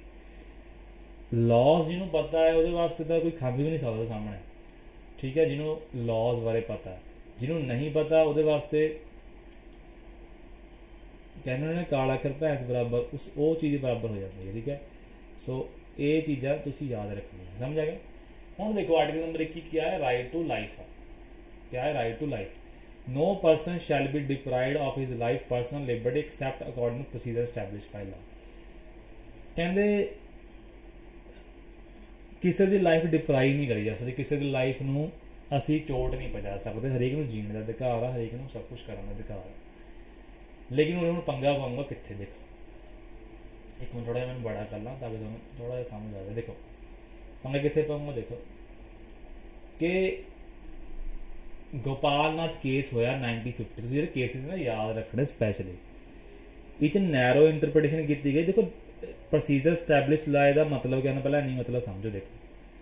ਦੇਖੋ ਅਗਰ ਕੱਲ੍ਹ ਨੂੰ ਪਾਰਲੀਮੈਂਟ ਲਾਅ ਬਣਾਉਂਦੀ ਆ ਕਿ ਵੀ ਸਾਨੂੰ ਨਹੀਂ ਬਈ, ਕੋਈ ਲਾਅ ਬਣਾ ਤਾ ਜਿਵੇਂ ਨਾ ਕਿਸੇ ਦੀ ਲਾਈਫ ਡਿਪਰਾਈਵ ਕਰਤੀ, ਪਾਰਲੀਮੈਂਟ ਨੇ ਕਹਿਤਾ ਯਾਰ ਆ ਜਾਤ ਦੇ ਬੰਦੇ ਨੂੰ ਮਾਰ ਦਿਓ, ਮੰਨ ਲਓ ਮਾਰ ਦਿਓ ਕਹਿਤਾ, ਤਾਂ ਨਾ ਪਹਿਲਾ ਕਿਹਾ ਸਾਡੇ ਕੌਨਸਟੀਟਿਊਸ਼ਨ 'ਚ ਕਿ ਪ੍ਰੋਸੀਜਰ ਸਟੈਬਲਿਸ਼ ਬਾਏ ਲਾਅ ਲਿਖਿਆ ਹੋਇਆ, ਆਹ ਲਾਈਨ ਲਿਖੀ ਵੀ ਸੀ। ਇਹ ਬਾਅਦ 'ਚ ਕੱਟ ਦਿੱਤੀ ਗਈ, ਤੁਹਾਨੂੰ ਦੱਸੂਗਾ ਪੂਰੀ ਸਟੋਰੀ ਦੱਸਦਾ ਮੈਂ। ਕੇਸਿਸ ਸਟੋਰੀ ਹੀ ਇੱਕ ਤਰ੍ਹਾਂ ਦੀ ਨਾ ਜੀ, ਇਹ ਲਿਖਿਆ ਹੋਇਆ ਸੀ। ਤਾਂ ਕਿਆ ਹੁੰਦਾ ਸੀਗਾ ਕਿ ਜਿਹੜਾ ਲਾਅ ਬਣਦਾ ਸੀ ਪਾਰਲੀਮੈਂਟ 'ਚ, ਉਹ 'ਚ ਕੋਈ ਚੈੱਕ ਨਹੀਂ ਹੁੰਦਾ ਸੀ। ਮਤਲਬ ਜਿਹੜੇ ਸਾਡਾ ਸੁਪਰੀਮ ਕੋਰਟ ਆ ਉਹ ਚੈੱਕ ਨਹੀਂ ਕਰ ਪਾਤਾ। ਤੁਹਾਨੂੰ ਪਤਾ ਹੋਣਾ ਇੰਨੀ ਗੱਲ ਤਾਂ ਕਿ ਜਿਹੜਾ ਸਾਡਾ ਪਾਰਲੀਮੈਂਟ ਹੁੰਦਾ, ਠੀਕ ਹੈ, ਸੰਸਦ ਹੁੰਦਾ, ਔਰ ਐਗਜ਼ੈਕਟਿਵ ਮਤਲਬ ਮੋਦੀ ਹੋਗਾ, ਜਿਵੇਂ PM ਮੋਦੀ ਹੋ ਗਏ ਆਪਣੇ, ਇਹਨਾਂ ਪਰ ਚੈੱਕ ਕੌਣ ਰੱਖਦਾ, ਸੁਪਰੀਮ ਕੋਰਟ, ਕਿ ਸਹੀ ਕੰਮ ਕਰ ਵੀ ਰਹੇ ਕਿ ਨਹੀਂ, ਕਿ ਲੋਕਾਂ ਨੇ ਅਗੇਂਸਟ ਜਾਂ ਸੰਵਿਧਾਨ ਦੇ ਅਗੇਂਸਟ ਤਾਂ ਨਹੀਂ ਕੰਮ ਕਰ ਰਹੇ, ਇਹ ਦੇਖਣਾ ਹੁੰਦਾ। ਲੇਕਿਨ ਪ੍ਰੋਸੀਜਰ ਐਸਟੈਬਲਿਸ਼ ਬਾਏ ਲਾਅ ਨੂੰ ਕਰਕੇ ਇਹ ਸੀਗਾ ਪਹਿਲਾਂ ਕਿ ਪਾਰਲੀਮੈਂਟ ਪਰ ਚੈੱਕ ਨਹੀਂ ਕਰ ਸਕਦਾ ਬੰਦਾ, ਪਾਰਲੀਮੈਂਟ ਪਰ ਸੁਪਰੀਮ ਕੋਰਟ ਚੈੱਕ ਨਹੀਂ ਕਰ ਸਕਦਾ ਸੀ। ਤਾਂ ਗੋਪਾਲ ਨਾਥ ਕੇਸ ਦੇਖੋ ਕਿਆ ਹੋਇਆ, ਕਹਿੰਦੇ ਨੈਰੋ ਇੰਟਰਪ੍ਰੀਟੇਸ਼ਨ ਹੋਈ, ਮਤਲਬ ਤੰਗ ਦੀ ਇੰਟਰਪ੍ਰੀਟੇਸ਼ਨ ਹੋਈ, ਮਤਲਬ ਬੇਕਾਰ ਜੀ, ਜਿਸ 'ਚ SC ਨੇ ਮੇਰੇ ਅੰਡਰਲਾਈਨ ਕੀਤਾ ਮੇਨ ਲਾਈਨ, ਤੁਸੀਂ ਸਿਰਫ ਇਹ ਪੜ੍ਹ ਕੇ ਹੀ ਯਾਦ ਕਰ ਸਕਦੇ ਆ। SC ਨੇ ਇਹ ਕਿਹਾ, ਸੁਪਰੀਮ ਕੋਰਟ ਨੇ ਇਹ ਕਿਹਾ ਕਿ ਆਰਟੀਕਲ ਨੰਬਰ 21 'ਚ ਸਿਰਫ ਓਨਲੀ ਕਿਹਦੇ ਅਗੇਂਸਟ ਆ, ਆਰਬਿਟਰੀ ਐਗਜ਼ੈਕਟਿਵ, ਮਤਲਬ ਮੋਦੀ ਜੀ ਹੈ, ਮੋਦੀ ਜੀ ਅਗੇਂਸਟ ਆ, ਸਿਰਫ ਕਿਸੇ ਵੀ ਲੈਜਿਸਲੇਸ਼ਨ ਐਕਸ਼ਨ ਦੇ ਅਗੇਂਸਟ ਨਹੀਂ ਹੈਗਾ। ਸਮਝ ਆ ਗਿਆ, ਲੈਜਿਸਲੇਸ਼ਨ ਮਤਲਬ ਕੋਈ ਲਾਅ ਪ੍ਰੋਸੀਜਰ, ਕੋਈ ਲਾਅ ਬਣਦਾ ਉਹਦੇ ਅਗੇਂਸਟ ਨਹੀਂ ਹੈਗਾ। ਗੋਪਾਲ ਨਾਥ ਇੱਦਾਂ ਕਹਿਤਾ ਹੈ ਨਾ, ਜੋ ਕਿ ਤੁਹਾਨੂੰ ਪਤਾ ਕਿ ਅੱਜ ਵੀ ਇਹ ਹੋ ਹੀ ਰਿਹਾ ਇੱਕ ਤਰ੍ਹਾਂ ਦਾ, ਤੁਹਾਨੂੰ ਪਤਾ ਹੀ ਹੈ। ਫਿਰ ਹੋਈ ਮੈਨੇਕਾ ਗਾਂਧੀ ਕੇਸ 97, ਇਹ ਸੀ ਲਾਅ ਵਧੀਆ ਸਭ ਤੋਂ ਪਹਿਲਾਂ ਕੇਸ। ਇਸ ਨੇ ਓਵਰ ਰੂਲ ਕਰਤੀ, ਇਸ ਅਵਾਈਡਰ ਕਰਤੀ, ਇਹ 'ਚ ਕਹਿ ਦਿੱਤਾ, ਇਹ 'ਚ ਨਾ ਅਮੈਰੀਕਨ ਕੰਸੈਪਟ ਪਾ ਦਿੱਤਾ। ਤੁਸੀਂ ਯਾਦ ਰੱਖਣਾ ਕਿ ਡਿਊ ਪ੍ਰੋਸੈਸ ਆਫ ਲਾਅ ਅਮੈਰੀਕਾ ਤੋਂ ਲਿੱਤਾ ਹੋਇਆ ਸੀ, ਠੀਕ ਹੈ। ਇਹ 'ਚ ਇਹ ਕਿਹਾ ਗਿਆ, ਇਹ ਪਾਤਾ ਚੱਕ ਕੇ ਬਾਅਦ 'ਚ ਅਸੀਂ, ਇਹ 'ਚ ਇਹ ਕਿਹਾ ਗਿਆ ਕਿ ਹੁਣ ਚੈੱਕ ਤੁਹਾਡਾ ਪਾਰਲੀਮੈਂਟ ਵੀ ਕਰਿਆ ਜਾਣਾ, ਮਤਲਬ ਐਗਜ਼ੈਕਟਿਵ ਮਤਲਬ ਮੋਦੀ ਜੀ ਵਰਤਾ ਕਰਿਆ ਹੀ ਗਿਆ ਜਾਂਦਾ ਸੀ, ਹੁਣ ਪਾਰਲੀਮੈਂਟ ਪਰ ਵੀ ਕਰਿਆ ਜਾਣਾ, ਕਿ ਕਿੱਦਾਂ ਦਾ ਰੂਲ ਬਣਾਉਂਦੇ, ਕਿੱਦਾਂ ਦਾ ਲਾਅ ਬਣਾਉਂਦੇ, ਉਹਨਾਂ ਪਰ ਵੀ ਚੈੱਕ ਕਰਿਆ ਜਾਊਗਾ। ਸਮਝ ਆ ਗਏ। So this is article number 21। Okay, clear ਹੋ ਗਿਆ। ਓਕੇ, ਹੁਣ ਆਰਟੀਕਲ ਨੰਬਰ ਨਾ 21A ਤੁਸੀਂ ਯਾਦ ਰੱਖਣਾ, ਇਹ ਕੁਐਸਚਨ ਪੇਪਰ 'ਚ ਆਉਂਦਾ ਹੀ ਆਉਂਦਾ, ਦਿਖਾ ਕੇ ਲੈ ਲਓ ਕਿ ਫਿਰ ਆਵਾਂ ਕੁਐਸਚਨ ਹੈ, ਠੀਕ ਹੈ, ਇਹਨੂੰ ਧਿਆਨ ਰੱਖਣਾ। Article number 21 right to education ਆ। ਪਹਿਲਾ ਕੁਐਸਚਨ, ਰਾਈਟ ਟੂ ਐਜੂਕੇਸ਼ਨ ਕਿਹੜੇ ਆਰਟੀਕਲ 'ਚ ਆ, ਆਰਟੀਕਲ ਨੰਬਰ 21A, ਸਮਝ ਆ ਗਿਆ। ਦੂਜਾ ਕੁਐਸਚਨ, ਕਿਹੜੇ ਕੌਨਸਟੀਟਿਊਸ਼ਨ ਅਮੈਂਡਮੈਂਟ ਐਕਟ ਦੇ according right to education article number 21 'ਚ ਪਾਇਆ ਗਿਆ, 86 ਅਮੈਂਡਮੈਂਟ ਐਕਟ ਦੇ, ਠੀਕ ਹੈ। ਕਿੰਨੇ ਤੋਂ ਕਿੰਨੇ ਸਾਲ ਦੇ ਬੱਚੇ ਇਸ 'ਚ ਕਵਰ ਆਉਂਦੇ ਆ, 6 ਤੋਂ 14 ਸਾਲ ਦੇ ਬੱਚੇ ਇਸ 'ਚ ਕਵਰ ਆਉਂਦੇ ਆ। ਤੁਹਾਨੂੰ ਸਾਲ ਨਹੀਂ ਕੋਈ ਪੁੱਛੂਗਾ, ਸਾਲ ਨੂੰ ਤੁਸੀਂ ਯਾਦ ਨਹੀਂ ਕਰਨਾ, ਸਮਝ ਆ ਗਿਆ। ਕਹਿੰਦੇ ਸਟੇਟ ਮਤਲਬ ਗੌਰਮੈਂਟ ਪ੍ਰੋਵਾਈਡ ਕਰੂੰਗੀ ਫ੍ਰੀ ਅਤੇ compulsory education to all children of 6 ਤੋਂ 14, ਤਾਂ ਹੀ ਤਾਂ 6 ਤੋਂ ਲੈ ਕੇ 14 ਸਾਲ ਦੇ ਬੱਚਿਆਂ ਦੀ ਫ੍ਰੀ ਪੜ੍ਹਾਈ ਹੈ ਪੰਜਾਬ 'ਚ ਵੀ, ਜਿਵੇਂ ਹੈਗਾ ਨਾ, ਹੁਣ ਤਾਂ ਵੱਧ ਕਰ ਦਿੱਤੀ ਗਈ, ਠੀਕ ਹੈ। ਕੋਡ ਸਮਝ ਆ ਗਿਆ, ਹਾਂਜੀ। ਤੋ ਤੁਸੀਂ ਯਾਦ ਰੱਖਣਾ, ਇਹ ਆਰਟੀਕਲ ਬਹੁਤ ਇੰਪੋਰਟੈਂਟ ਆ। ਇਸ ਤੋਂ ਇਲਾਵਾ ਐਜੂਕੇਸ਼ਨ ਪਰ ਕਿਹੜੇ ਆਰਟੀਕਲ ਨੇ, ਆਰਟੀਕਲ ਨੰਬਰ 45 ਹੈ, ਜੋ DPSP ਆ, directive principal of state policy. ਇਹ 'ਚ ਕਿਹਾ ਹੈ ਕਿ state will provide early childhood care education for all ਜਿਹੜਾ ਅੰਡਰ ਦੇ ਕੰਪਲੀਟ 6। ਦੇਖੋ ਫੰਡਾਮੈਂਟਲ ਰਾਈਟ ਹੈਗਾ 6 ਤੋਂ 14, ਠੀਕ ਹੈ। ਇਸ 'ਚ ਜਦ ਤੱਕ ਬੰਦਾ 6 ਸਾਲ ਤੱਕ ਨਹੀਂ ਹੁੰਦਾ, ਜਦ ਤੱਕ ਸਟੇਟ ਉਹਨੂੰ ਚਾਈਲਡਹੁੱਡ ਕੇਅਰ, ਜਿਵੇਂ ਤੁਹਾਨੂੰ ਪਤਾ ਨਾ ਬੱਚੇ ਆਂਗਣਵਾੜੀ 'ਚ ਜਾਂਦੇ ਆ, ਉੱਥੇ ਆਂਗਨਵਾੜੀ ਦੇ ਵਿੱਚ ਬੱਚਿਆਂ ਨੂੰ ਫੂਡ ਦਿੱਤਾ ਜਾਂਦਾ ਨਾ, ਖਿਲਾਇਆ ਜਾਂਦਾ, ਇੱਕ ਜਿਹਨੂੰ ਅਸੀਂ ਉਹ ਕਹਿੰਦੇ ਆ ਪੰਜੀਰੀ ਟਾਈਪ ਜਿਹਾ ਆਉਂਦਾ ਹੁੰਦਾ ਨਾ, ਉਹ ਵੀ ਦਿੱਤਾ ਜਾਂਦਾ, ਸੁੱਕਾ ਦੁੱਧ ਦਿੱਤਾ ਜਾਂਦਾ ਨਾ, ਉਹ ਸਾਰਾ ਕੁਛ 45 ਇਸ ਆਰਟੀਕਲ ਦੇ ਅਕੋਰਡਿੰਗ ਹੈ। ਆਰਟੀਕਲ ਨੰਬਰ 51 ਦੇਖੋ, ਸਾਨੂੰ ਦੱਸਿਆ ਨਾ DPSP 'ਚ ਕਿਆ ਦੱਸਿਆ ਜਾਂਦਾ ਕਿ ਸਟੇਟ ਨੇ ਰਾਜ ਕਿੱਦਾਂ ਕਰਨਾ।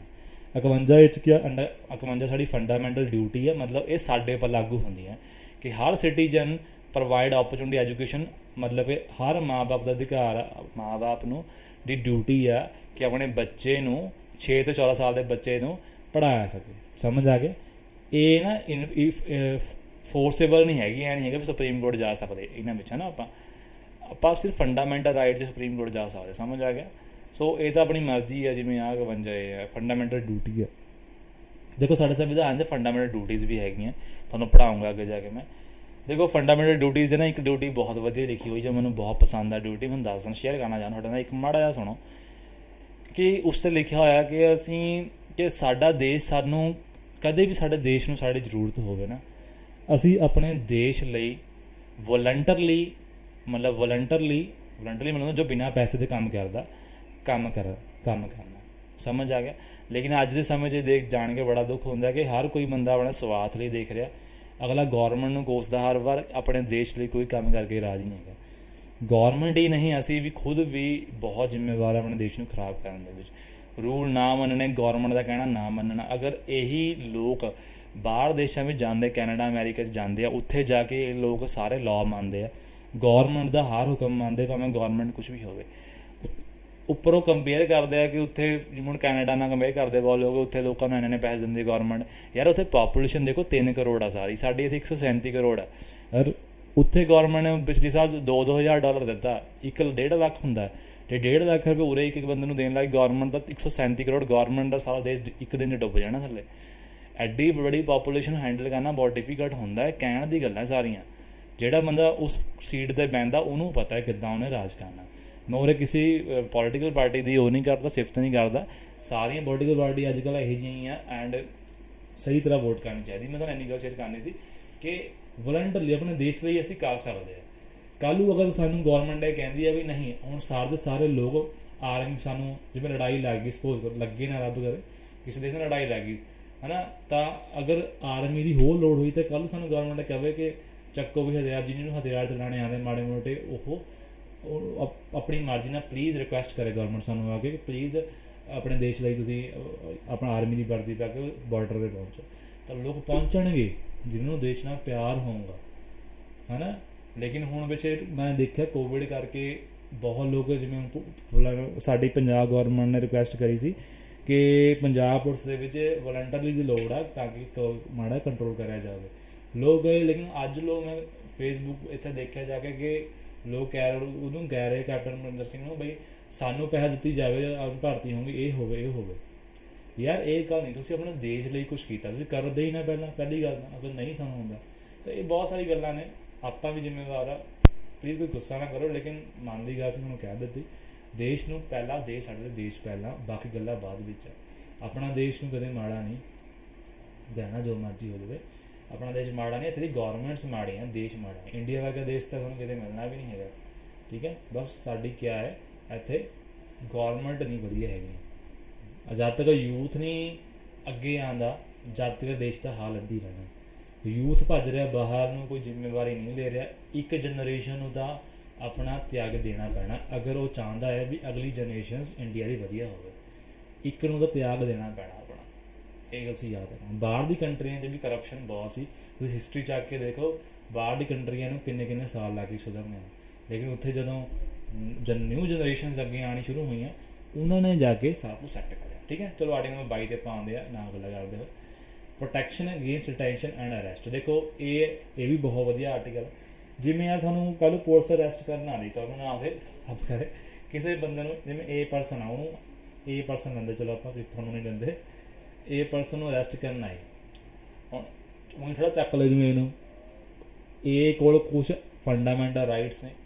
ਉਹ ਕਹੂੰਗਾ ਬਾਈ ਦੱਸੋ ਮੈਨੂੰ ਕਿਆ ਥੋੜ੍ਹੇ, ਆ ਦੇਖੋ ਪਹਿਲਾ ਉਹ ਦੇਖੋ, to punish a person for an offence committed by after trial conviction in court. ਜਾਂ ਟ੍ਰਾਇਲ ਤੋਂ ਬਾਅਦ ਜਾਂ ਕਨਵਿਕਸ਼ਨ ਇਨ ਕੋਰਟ ਤੋਂ ਬਾਅਦ ਪਨਿਟ ਕਰ ਸਕਦੇ ਆ। ਪਨਿਟੇਸ਼ਨ ਮਤਲਬ to punish a person for an offence, किसी भी जो भी उन्हें ऑफेंस कराया होगा, मतलब जो भी उन्हें गुनाह कराया होगा, committed by him after trial, मतलब ट्रायल तो बाद होगा। ਐਂ ਥੋੜਾ ਵੀ ਪੁਲਿਸ ਚੱਕ ਕੇ ਕੁੱਟਣ ਲਾਜੂ ਬਾਅਦ ਚ ਚੱਕ ਕੋਰਟ ਸਾਹਮਣੇ ਪੇਸ਼ ਕਰੂੰਗੀ, ਐਦਾਂ ਨਹੀਂ ਹੈਗਾ। ਠੀਕ ਹੈ, ਅਗਰ ਐਦਾਂ ਪੁਲਿਸ ਕਰਦੀ ਤਾਂ ਪੁਲਿਸ ਨੂੰ ਫਸਾਇਆ ਜਾ ਸਕਦਾ ਹੈ। ਠੀਕ ਹੈ, ਹੁਣ ਦੇਖੋ ਕੀ ਹੋ ਰਿਹਾ ਕਿ right on person who arrested detain under ordinary law. ਪਹਿਲਾ ਕੀ ਹੈ, right to informed ground of arrest. ਜਿਸ ਬੰਦੇ ਨੂੰ ਪੁਲਿਸ ਕਰਨ ਆ ਰਹੀ ਆ, ਪੁਲਿਸ ਪਕੜਨ ਆ ਰਹੀ ਆ, ਅਰੈਸਟ ਕਰਨ ਆ ਰਹੀ ਆ, ਉਹਨੂੰ ਗਰਾਊਂਡ ਦੱਸਣੇ ਪੈਣੇ ਆ, ਤੁਸੀਂ ਕਿਸ ਗਰਾਊਂਡ ਨੂੰ ਅਰੈਸਟ ਕਰ ਰਹੇ, ਕਿਉਂ ਅਰੈਸਟ ਕਰ ਰਹੇ ਆ ਮੈਨੂੰ। ਅਗਰ ਪੁਲਿਸ ਨਹੀਂ ਦੱਸਦੀ ਤੁਸੀਂ ਕੇਸ ਠੋਕ ਸਕਦੇ ਸੁਪਰੀਮ ਕੋਰਟ 'ਚ, ਪੁਲਿਸ ਉਲਟਾ ਵਾਜੂ। ਠੀਕ ਹੈ, right to consult and defended by legal petitioner, ਤੁਹਾਨੂੰ ਹੱਕ ਆ ਪੂਰਾ ਕਿ ਤੁਸੀਂ ਆਪਣਾ ਵਕੀਲ ਕਰ ਸਕਦੇ ਆ ਪ੍ਰਾਈਵੇਟ। ਠੀਕ ਹੈ, ਚੌਥਾ ਤੀਜਾ ਕਿ 24 ਘੰਟੇ ਦੇ ਅੰਦਰ ਅੰਦਰ ਕੋਰਟ ਦੇ ਮੂਹਰੇ ਪੇਸ਼ ਕਰੂੰਗੀ ਪੁਲਿਸ ਤੁਹਾਨੂੰ, ਅਗਰ ਨਹੀਂ ਕਰਦੀ ਤੁਸੀਂ ਚੱਕ ਕੇ ਕੇਸ ਠੋਕ ਸਕਦੇ ਆ। ਐਕਸਕਲੂਡਿੰਗ ਜਰਨੀ ਟਾਈਮ, ਇਹ ਮਾੜਾ ਪੰਗਾ ਪਿਆ ਹੋਇਆ ਫਾਰ ਸੰਵਿਧਾਨ ਦੀ। ਐਕਸਕਲੂਡਿੰਗ, ਪੁਲਿਸ ਨੂੰ ਜਿੰਨਾ ਮਰਜ਼ੀ ਘਮਾਈ ਜਾਵੇ ਉਹ ਟਾਈਮ ਵਿੱਚ ਜੁੜੂਗਾ ਨਹੀਂ। ਠੀਕ ਹੈ, 24 ਘੰਟੇ ਦੇ ਅੰਦਰ ਤੁਹਾਨੂੰ ਐਂਟਰ ਹੋਣਾ ਪੈਣਾ। Right to release after 20 unless mister ਅਨਸੌਰੀ ਫਰਦਰ ਡਿਟੈਂਸ਼ਨ। ਅਗਰ ਮਜਿਸਟਰੇਟ ਨੇ ਇਹ ਨਹੀਂ ਬੋਲਿਆ ਕਿ ਬਈ ਇਹਨੂੰ ਹੁਣ ਵੀ ਡਿਟੇਨਡ ਕਰੋ, ਡਿਟੇਨਡ ਮਤਲਬ ਹੁੰਦਾ ਕਿ ਤੁਹਾਡੇ ਦੇ ਸ਼ੱਕ ਦੇ ਤੌਰ 'ਤੇ ਤੁਹਾਨੂੰ ਚੱਕ ਲਿਆ ਅਤੇ ਤੁਹਾਨੂੰ ਪੁੱਛ ਗਿੱਛ ਕਰਨ ਲਈ ਲੈ ਗਏ। ਠੀਕ ਹੈ, ਉਹਨੂੰ ਡਿਟੈਂਸ਼ਨ ਕਿਹਾ ਜਾਂਦਾ। ਅਗਰ ਮਜਿਸਟਰੇਟ ਮਤਲਬ ਕੋਰਟ ਨੇ ਕਹਿ ਦਿੱਤਾ ਕਿ ਅੱਗੇ ਡਿਟੈਂਸ਼ਨ ਨਹੀਂ ਦੇਣੀ ਇਹਨੂੰ, ਤਾਂ 24 ਘੰਟੇ ਬਾਅਦ ਸਾਨੂੰ ਛੱਡ ਦਿੱਤਾ ਜਾਣਾ। ਸਮਝ ਆ ਗਿਆ, ਮਤਲਬ ਅਗਰ 24 ਘੰਟੇ ਅੰਦਰ ਸਾਨੂੰ ਨਹੀਂ ਉਹਨਾਂ ਨੇ ਪੇਸ਼ ਕੀਤਾ ਤਾਂ ਸਾਨੂੰ ਛੱਡਣਾ ਪੈਣਾ ਪੁਲਿਸ ਨੂੰ, ਨਹੀਂ ਪੁਲਿਸ ਤੰਗ ਹੋ ਜਾਣੀ ਹੈ ਇਸ ਆਰਟੀਕਲ ਦੇ ਅਕੋਰਡਿੰਗ। ਠੀਕ ਹੈ, ਓਕੇ। ਪੰਜਾਬ ਪੁਲਿਸ ਵਾਲਿਆਂ ਨੂੰ ਪੜ੍ਹਾ ਰਿਹਾ ਮੈਂ, ਐਂਡ ਤੁਹਾਨੂੰ ਪਤਾ ਹੋਣਾ ਚਾਹੀਦਾ ਕਿ ਕੱਲ੍ਹ ਨੂੰ, ਹੁਣ ਤਾਂ ਤੁਹਾਨੂੰ ਪਤਾ ਹੈ ਕਿ ਲੋਕਾਂ ਨੂੰ ਪਤਾ ਸੰਵਿਧਾਨ ਬਾਰੇ, ਤਾਂ ਹੀ ਤਾਂ ਅੱਜ ਕੱਲ੍ਹ ਪੁਲਿਸ ਤੋਂ ਡਰਦੇ ਬੱਚੇ ਘੱਟ ਆ। ਉਹਨੂੰ ਪਤਾ ਸਾਨੂੰ ਕਾਨੂੰਨ ਨੂੰ ਪਤਾ, ਅੱਗੇ ਹੋਰ ਘਟਨਾ ਹੋਰ ਡਰਨਾ ਘੱਟ ਜਾਣਾ। ਬਾਹਰ ਕੰਟਰੀ ਜਿਹੜੇ ਡਰਦੇ ਆ ਪੁਲਿਸ ਖਿਲਾਫ ਵੀ ਉਹ ਕੇਸ ਠੋਕ ਦਿੰਦੇ ਬਾਹਰ। ਸਮਝ ਆ ਗਿਆ। ਹਾਊਐਵਰ ਦੇਖੋ ਫਿਰ ਰਿਸਟ੍ਰਿਕਸ਼ਨ ਆ ਗਈ, ਇਹ 'ਚ ਕਿਆ ਚੀਜ਼ ਕਵਰ ਨਹੀਂ ਹੈਗੀ, arrest under order of court. ਅਗਰ ਕੋਰਟ ਨੇ ਆਰਡਰ ਦਿੱਤਾ ਫਿਰ ਥੋੜ੍ਹਾ ਪੁੱਛੂਗਾ ਬੰਦਾ। Civil arrest failure to pay, ਅਗਰ ਇਨਕਮ ਟੈਕਸ ਨਹੀਂ ਭਰਿਆ ਕਿਸੇ ਨੇ ਤਾਂ ਡਿਪੋਰਟੇਸ਼ਨ। ਹੁਣ ਡਿਪੋਰਟ ਕਰਤਾ ਕਿਸੇ ਨੂੰ, ਕੈਨੇਡਾ ਬੰਦਾ ਹੈਗਾ, ਕੈਨੇਡਾ ਡਿਪੋਰਟ ਕਰਤਾ, ਹੁਣ ਕੱਲ੍ਹ ਨੂੰ ਇਹ ਥੋੜ੍ਹਾ ਕਹੂੰਗਾ ਮੈਨੂੰ ਡਿਪੋਰਟ ਕਿਉਂ ਕਰਿਆ ਤੁਸੀਂ, ਫਿਰ ਨਹੀਂ ਪੁੱਛ ਸਕਦੇ ਆਪਾਂ। ਸਮਝ ਆ ਗਿਆ। So this is article number 24। Okay, so ਇਹ ਜਿਹੜੇ ਰਿਸਟ੍ਰਿਕਸ਼ਨਸ ਹੈਗੀਆਂ ਇਹ ਸਿਰਫ ਕਿੱਥੇ ਅਪਲਾਈ ਹੁੰਦਾ ਹੈ, ਕ੍ਰਿਮੀਨਲ ਦੇ ਪਰ ਅਪਲਾਈ ਹੁੰਦਾ ਹੈ, ਕਤਲ ਕਰਨ ਤੋਂ ਬਾਅਦ, ਤੇ ਕੁਆਸੀ ਕ੍ਰਿਮੀਨਲ ਤਾਂ ਅਪਲਾਈ ਕੀਤਾ ਗਿਆ। ਯਾਰ ਦੇਖੋ ਹੁੰਦਾ ਕਿਆ ਕਿ ਹੁਣ ਕਈ ਵਾਰ ਨਾ ਕਹਿਣਾ ਤਾਂ ਚਾਹੀਦਾ ਨਹੀਂ ਵੈਸੇ, ਕਿ ਸਪੋਜ਼ ਕਰੋ ਕਿਸੇ ਨੇ ਥੋੜ੍ਹਾ ਝੂਠਾ ਕੇਸ, ਕ੍ਰਿਮੀਨਲ ਕੇਸ ਪਾਤਾ ਕਿ ਦੇਖੋ ਕਿਸੇ ਨੇ ਕਤਲ ਕੀਤਾ ਸੀ, ਲੇਕਿਨ ਹੋਇਆ ਕਿਹਾ ਕਿ ਤੁਹਾਡੇ 'ਤੇ ਝੂਠਾ ਕੇਸ ਪਾਤਾ ਜਾਣ ਕੇ ਤੁਸੀਂ ਕ੍ਰਿਮੀਨਲ ਕੀਤਾ। ਹੁਣ ਪੁਲਿਸ ਨੂੰ ਡਾਇਰੈਕਟ ਥੋੜ੍ਹਾ ਚੱਕ ਸਕਦੀ ਹੈ ਜਾ ਕੇ, ਤਾਂ ਸਾਨੂੰ ਕ੍ਰਿਮੀਨਲ ਕੇਸ ਦੇ ਵਿੱਚ ਛੂਟ ਮਿਲੀ ਹੋਈ ਹੈ ਇੱਥੇ। ਸਿਵਲ 'ਚ ਤਾਂ ਕਿਆ ਕਰਨੀ, ਸਿਵਲ 'ਚ ਤਾਂ ਆਪਣੀ ਗਲਤੀ ਹੋਊਗੀ ਤੁਹਾਨੂੰ ਪਤਾ। ਕ੍ਰਿਮੀਨਲ 'ਚ ਲੋਕ ਫਸਾਉਂਦੇ ਜ਼ਿਆਦਾਤਰ, ਰੇਪ ਕਰਦਾ ਕਿਸੇ ਨੇ, ਤੁਹਾਡਾ ਨਾਮ ਲੱਗ ਗਿਆ ਤਾਂ ਤੁਹਾਨੂੰ ਪੁਲਿਸ ਡਾਇਰੈਕਟ ਨਹੀਂ ਚੱਕ ਸਕਦੀ, ਤੁਹਾਨੂੰ ਪੁਲਿਸ ਨੂੰ ਸਾਨੂੰ ਚੀਜ਼ਾਂ ਦਿਖਾਉਣ ਦੱਸਣੀਆਂ ਪੈਣੀਆਂ। ਠੀਕ ਹੈ, ਵੀ ਸਾਨੂੰ ਕਿਉਂ ਚੱਕ ਰਹੀ ਹੈ, ਉਹ ਸੀ ਪਨੀਟਿਵ ਡਿਟੈਂਸ਼ਨ। ਠੀਕ ਹੈ, ਹੁਣ ਅੱਗੇ ਸੁਣੋ, ਇੱਕ ਹੁੰਦਾ ਪ੍ਰੀਵੈਂਟਿਵ ਡਿਟੈਂਸ਼ਨ। ਕਿਆ ਪ੍ਰੀਵੈਂਟਿਵ ਮਤਲਬ ਤੁਹਾਨੂੰ ਡਿਟੈਂਸ਼ਨ ਤੋਂ ਬਚਾਇਆ ਜਾ ਸਕਦਾ। ਉੱਥੇ ਪਨੀਟਿਵ ਸੀ ਬਈ ਪਨਿਸ਼ ਕਰਨ ਤੋਂ ਬਾਅਦ ਕੀ ਰੂਲ ਹੈਗੇ ਆ ਉੱਥੇ, ਪੂਰੇ ਪ੍ਰੀਵੈਂਟਿਵ ਬਚਣ ਦੇ ਕੀ ਨੇ। Detention of person without prior conviction, ਬਿਨਾਂ ਟਰਾਇਲ ਤੋਂ ਚੱਕ ਲਿਆ ਬੰਦੇ ਨੂੰ ਕਿਸੇ ਨੂੰ। ਟਰਾਇਲ ਮਤਲਬ ਹੁੰਦਾ ਕੋਰਟ ਮੂਹਰੇ ਪੇਸ਼ ਹੀ ਨਹੀਂ ਕੀਤਾ, ਪੁਲਿਸ ਨੂੰ ਡਾਇਰੈਕਟ ਚੱਕ ਲੇਗੀ। 1984 ਪੰਜਾਬ 'ਚ ਚੀਜ਼ਾਂ ਬਹੁਤ ਹੋਈਆਂ ਹੈ ਨਾ, 84 'ਚ ਬਹੁਤ ਹੋਇਆ ਹੈ। ਠੀਕ ਹੈ, ਪ੍ਰੋਟੈਕਸ਼ਨ ਅਗੇਂਸਟ ਪ੍ਰੀਵੈਂਟਿਵ ਡਿਟੈਂਸ਼ਨ। ਕਿਆ ਪ੍ਰੋਟੈਕਸ਼ਨ ਹੈ, ਡਿਟੈਂਸ਼ਨ ਕੈਨ ਨਾਟ ਐਕਸੀਡ 3 ਮਹੀਨੇ ਤੋਂ ਜ਼ਿਆਦਾ ਨਹੀਂ ਹੋ ਸਕਦੀ ਡਿਟੈਂਸ਼ਨ ਮਤਲਬ ਦੁਬਾਰਾ ਦੱਸ ਰਿਹਾ ਮੈਂ ਕਿ ਬਿਨਾਂ ਕਿਸੇ ਸ਼ੱਕ ਤੌਰ 'ਤੇ ਤੁਹਾਨੂੰ ਚੱਕ ਲੈਣਾ। ਠੀਕ ਹੈ, ਸ਼ੱਕ ਤੌਰ 'ਤੇ ਚੱਕ ਲੈਣਾ, ਅਨਲੈਸ ਜਦ ਤੱਕ ਐਡਵਾਈਜ਼ਰੀ ਬੋਰਡ, ਦੇਖੋ ਐਡਵਾਈਜ਼ਰੀ ਬੋਰਡ ਬਣਿਆ ਹੁੰਦਾ, ਉਹ ਨਹੀਂ ਜਦ ਤੱਕ ਕਹਿੰਦਾ ਕਿ ਵਧਾ ਦਿਓ, ਵਧਾਈ ਜਾ ਸਕਦੀ ਆ, ਲੇਕਿਨ ਅਗਰ ਐਡਵਾਈਜ਼ਰੀ ਬੋਰਡ ਨੇ ਮਨਾ ਕਰਤਾ ਕਿ ਨਹੀਂ ਵਧਾਣੀ ਜਾਂ ਉਹਨੇ ਕੁਛ ਕਿਹਾ ਹੀ ਨਹੀਂ, ਤਾਂ 3 ਮਹੀਨੇ ਬਾਅਦ ਤੁਹਾਨੂੰ ਪੁਲਿਸ ਨੇ ਤੁਹਾਨੂੰ ਛੱਡਣਾ ਪੈਣਾ। ਠੀਕ ਹੈ, 3 ਮਹੀਨੇ ਤੱਕ ਡਿਟੇਨ ਕਰ ਸਕਦੇ ਬੰਦੇ ਤੋਂ ਪੁੱਛ ਕੇ, ਸਿਰਫ 3 ਮਹੀਨੇ ਤੋਂ ਵੱਧ ਨਹੀਂ ਕਰ ਸਕਦੇ। ਠੀਕ ਹੈ, ਅਗਰ ਕਰਨ 3 ਮਹੀਨੇ ਤੋਂ ਜ਼ਿਆਦਾ ਤਾਂ ਇੱਥੋਂ ਪਰਮਿਸ਼ਨ ਲੈਣੀ ਪੈਣੀ ਹੈ ਐਡਵਾਈਜ਼ਰੀ ਬੋਰਡ ਤੋਂ। ਠੀਕ ਹੈ, ਗਰਾਊਂਡ ਕੀ ਨੇ, ਡਿਟੈਂਟਿਵ ਮਤਲਬ ਜਿਹੜੀ ਸਾਡੇ ਠੀਕ ਹੈ ਮਤਲਬ ਜਿਹੜਾ ਬੰਦਾ ਫਸਿਆ ਹੈ ਉਹਨੂੰ ਗਰਾਊਂਡ ਦੱਸਣੇ ਪੈਣੇ ਆ, ਕਿਸ ਗਰਾਊਂਡ ਤੁਹਾਨੂੰ ਪਕੜਿਆ। ਠੀਕ ਹੈ, ਸਮਝ ਆ ਗਿਆ। लेकिन उरे ना एक हुण थोड़ा जिहा हल्का जिहा एक पंगा पिया इत्थे देखो कि आ पढ़ने की लोड़ नहीं हैगी सानूं। हुण देखो पार्लीमेंट कैन प्रेसक्राइब, ठीक है, पार्लीमेंट दस सकता, लेकिन circumstances classes of class in which person can detain more than 3 months under the permanent detention law without consulting advisory board। देखो पिछे मैं ਤੁਹਾਨੂੰ ਕਿਹਾ ਸੀ ਕਿ ਐਡਵਾਈਜ਼ਰੀ ਬੋਰਡ ਨੂੰ ਦੱਸਣਾ ਜ਼ਰੂਰੀ ਆ, ਹੈ ਨਾ, ਦੱਸਣਾ ਜ਼ਰੂਰੀ ਹੈ ਕਿ 3 ਮਹੀਨੇ ਤੋਂ ਵਧਾਇਆ ਜਾ ਸਕਦਾ। ਲੇਕਿਨ ਪਾਰਲੀਮੈਂਟ ਕੋਲ ਪਾਵਰ ਹੈ ਇਸ ਲਾਅ ਦੇ ਅਕੋਰਡਿੰਗ ਕਿ ਪਾਰਲੀਮੈਂਟ ਇੱਦਾਂ ਦਾ ਲਾਅ ਤਿਆਰ ਕਰ ਸਕਦਾ ਜਿਸ ਦੇ ਅਕੋਰਡਿੰਗ ਐਡਵਾਈਜ਼ਰੀ ਬੋਰਡ ਸਲਾਹ ਮੰਨੀ ਨਹੀਂ ਜਾ ਸਕਦੀ। समझ आ गया? तो पार्लीमेंट से लॉ पास होना चाहिए बस, ठीक है, फक तक ना, ठीक है, तो मतलब बताया जा सकता, ठीक है। Okay, so 44 amendment reduce the period of detention without obtaining opinion advisory board in 2 month. लेकिन आप याद रखना फैक्ट है 2 महीने कर देते बाद 3 महीने से हम बाद तो बाद 2 महीने बंदे को डिटेन करा जा सकता, ठीक है। पार्लीमेंट है exclusive authority to make law permanent detention, लेकिन पार्लीमेंट को अथॉरिटी है कि वो लॉ बना सकता, ठीक है। किस किस बेस से? डिफेंस वास्ते, डिफेंस बेस से फॉरन वास्ते, फिर सिक्योरिटी फंडिंग है। जिवें तुहानूं पता UPA है ना, UAPA है ना, ये तुहानूं सब नूं पता होना है ना, बहुत डेंजरस है। जे जिवें हुण कोई इंडिया नूं तोड़न की कोशिश कर रहा तो उस पर लगता होंदा, ठीक है। UPA बहुत खतरनाक ऑफेंस है। यही सब तो बड़ा कारण बनया सी 1984 ਦੇ ਵਿੱਚ ਧੱਕੇ ਨਾਲ ਪੁਲਿਸ ਲਗਾਉਣ ਲੱਗ ਗਈ ਸੀ।